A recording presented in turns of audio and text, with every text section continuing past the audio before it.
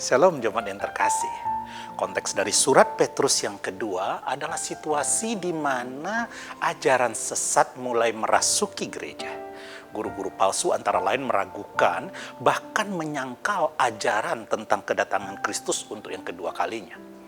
Petrus menyerang ajaran guru-guru palsu ini dengan menegaskan kembali kuasa dan kedatangan Tuhan kita Yesus Kristus dan memberikan dua argumen, yaitu kesaksian para rasul dan saksi mata di dalam ayat 16 sampai 18 dan keandalan kitab suci ayat 19 sampai ayat 21. Nah, ayat 19 sampai 21 ini berbicara secara khusus tentang nubuatan kitab suci. Dan Petrus menegaskan hal ini seolah-olah mengatakan kitab suci yang tertulis bahkan lebih dapat dipercaya daripada pengalaman pribadi para rasul. Kitab suci yang dimaksud Petrus di sini adalah apa yang sekarang kita kenal sebagai Perjanjian Lama. Petrus menegaskan bahwa nubuatan Perjanjian Lama seperti pelita yang bercahaya di tempat yang gelap yang memberi cahaya sampai matahari terbit. Perjanjian Lama adalah terang di dalam kegelapan yang menuntun orang-orang sampai terang yang sejati itu tiba, yaitu Yesus Kristus.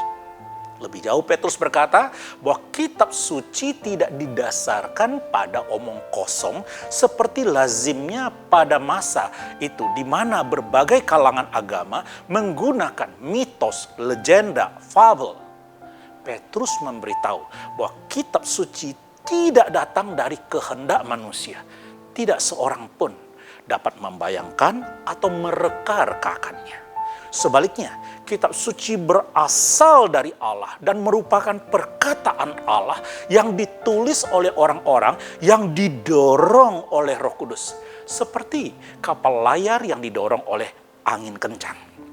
Sekarang kita memiliki Alkitab secara lengkap. Perjanjian Lama dan Perjanjian Baru yang berasal dari hati dan pikiran Allah. Alkitab adalah sumber yang sempurna untuk pengetahuan yang sepenuhnya tentang Allah. Bagaimana hidup sebagai umatnya dan pengharapan yang terdapat di dalam dia. Seperti yang dikatakan oleh Paulus bahwa Alkitab memberi kita semua yang kita butuhkan. Alkitab berguna sebagai pengajaran, mengajarkan kita tentang apa yang benar. Sebagai teguran, menunjukkan kepada kita apa yang tidak benar. Sebagai koreksi, mengajarkan kita tentang bagaimana untuk menjadi benar. Dan sebagai suatu pelatihan yang melatih kita untuk tetap tinggal di dalam kebenaran. Apa yang tertulis di dalam Alkitab telah teruji melalui waktu ribuan tahun dan terbukti benar adanya. Oleh karena itu, jangan menghamburkan waktu untuk mendengarkan mitos-mitos bodoh dari guru-guru palsu. Ketika seseorang mencoba membujuk Anda untuk meninggalkan Yesus dan mengikuti yang lain. Atau merayu Anda untuk hidup bebas sesuka hati tanpa perlu memikirkan penghakiman dan penghukuman Allah saat Tuhan Yesus datang kembali.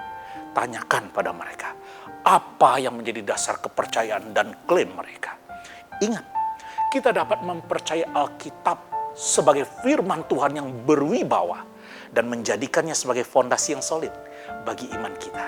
Kiranya Allah Tritunggal menolong dan memampukan kita sekalian. Amin.